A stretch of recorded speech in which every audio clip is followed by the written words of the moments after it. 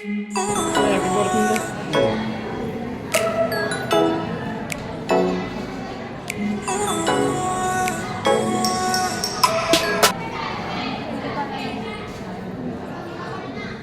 ఇంకా ఇక్కడ క్లియర్గా కనిపిస్తుంది చూడండి.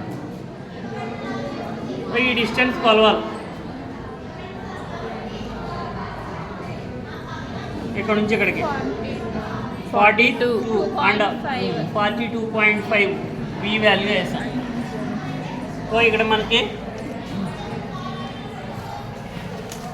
ఎంత 20 పెట్టాం, 42 వచ్చింది. తర్వాత 25 పెడతాం. Is are distance.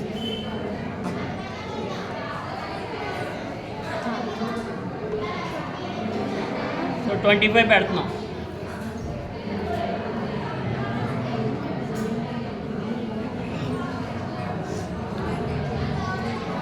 ఇక్కడ కరెక్ట్గా వస్తుంది, ఎందుకంటే లోపల ఉన్న కొవ్వొత్తు సంబంధించింది కనిపిస్తుంది చూసారా క్లారిటీగాను. అక్కడ వరకు చూసుకోవాలి.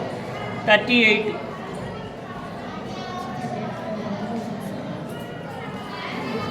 తర్వాత 38 అమ్మ వస్తారు.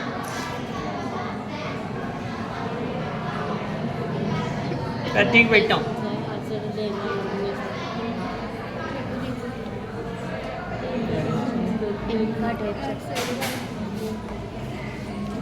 ఇంకా వెనక్కి సార్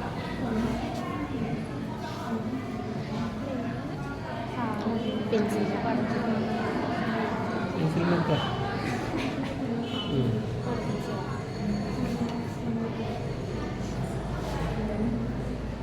క్లారిటీ వచ్చిందా?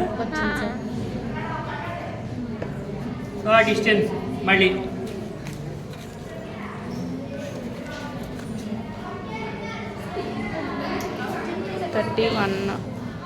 31 30కి 31 వచ్చింది. ఈసారి మళ్ళీ ఎంత పెట్టాలి? 35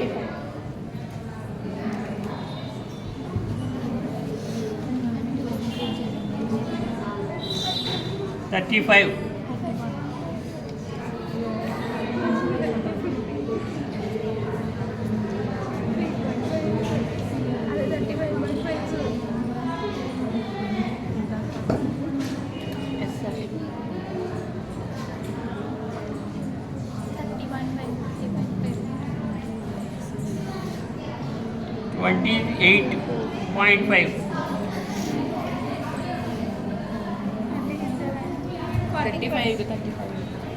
40కి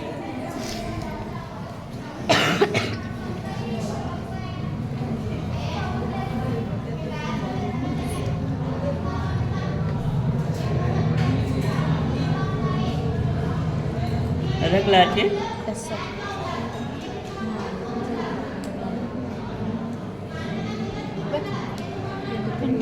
23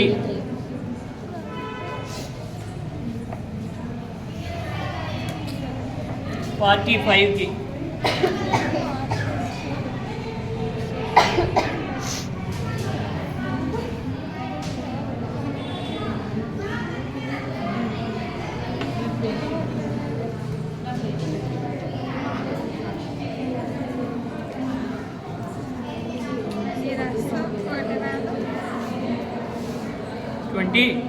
27 45కి 27 ఈజ్ ఆర్ 50కి